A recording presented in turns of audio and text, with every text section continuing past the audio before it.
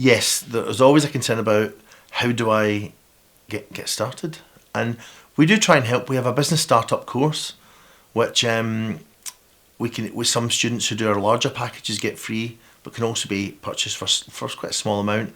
It's broken into handy chapters for how to get yourself sorted legally, and what your practice license will cover, making sure you have indemnity insurance, all these kind of things, and just to get started.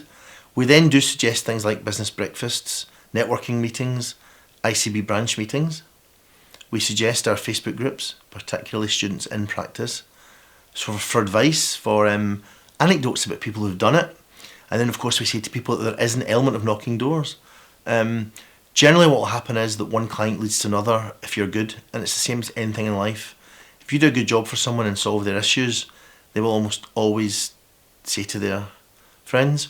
There's also, you can approach bookkeepers, it might accountants, and it might sound counterintuitive, but accountants never like doing the actual bookkeeping, and they will pawn off bookkeeping jobs, and you can snaffle them.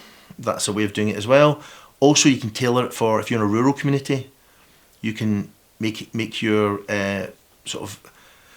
make your speciality whatever it is that people need, that the kind of business, like maybe because you're local and you live there too, maybe being the personal touch, maybe you can visit them, maybe it's farming related, because there are actually offshoot, you can do CPD on doing like farming accounts. You can maybe do that. And we ask people to try and get something that sets them apart.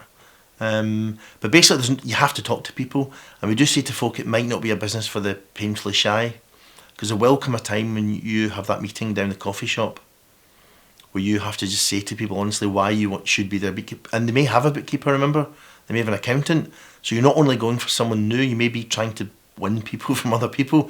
So just do your homework as well. You also have to know, if someone asks you why should I choose you, there is no humming and hawing. You have to say it's quite simple, and then by the end of the meeting they should be paying for the coffee, which is probably a good sign, you know. And then there should be no doubts. Then you do a good job, and again that's the second piece of it. If you are a good bookkeeper, you will get more clients from your first one.